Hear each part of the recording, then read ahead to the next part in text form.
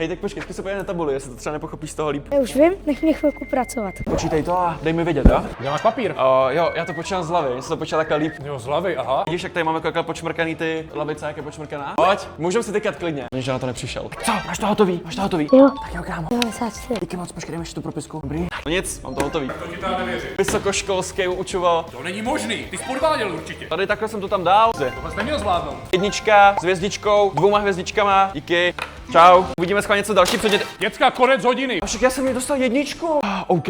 Hele, důležitý je, že nepřišel na žádný způsoby podvádění, takže nám to vyšlo mega dobře. A první předmět jsem prošel, no ale uvidíme co další. Teďka nás čeká tělocvik, takže jdeme na to. Vítejte na hodině tělocviku. V prvním týmu bude pokec, v týmu budou všichni ostatní. To jako nikdo nebude se Bohužel. mnou. Ty jsi na mě zasedl jako. Co, chceš fajty, tak? Tak za tohle Co?